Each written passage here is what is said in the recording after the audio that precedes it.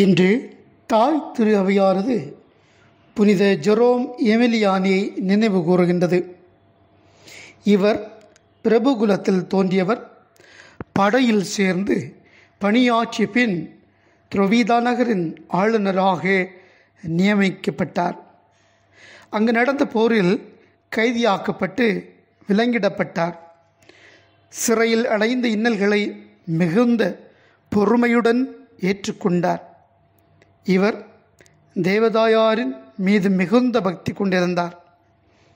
சிறையில் நாட்களை ஜெப தியானத்தில் செலவழித்தார்.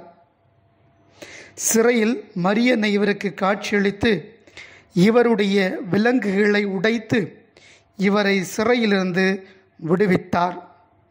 எமிலியான் தமது விலங்கை அந்த தாயின் பீடத்தில் தொங்கவிட்டு இறை ஊழியத்தில் தம் வாழ்நாட்களை எல்லாம் செலவழிக்க முடிவு செய்தார். அக்காலத்தில் ஏற்பட்ட கொள்ள நோய்களால் வருந்தோரை சந்தித்து தம்மால் இயன்ற உதவி அளித்தார்.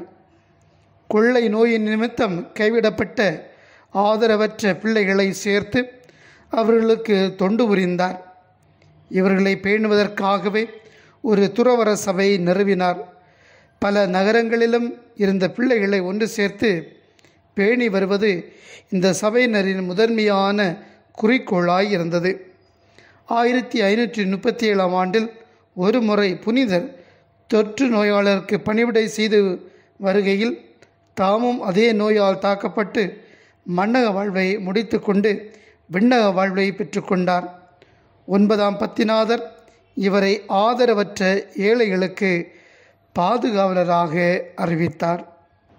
அன்பார்ந்தவர்களே, புனித ஜெரோம் எமிலியானை போன்று நம்மால் இயன்ற உதவிகளை ஏழை எளியவர்களுக்கு, கைவிடப்பட்டவர்களுக்கு, ஆதரவற்றவர்களுக்கு செய்து இறை மக்களாக இறை பணியை செய்ய நம்மை அர்ப்பணிப்போம்.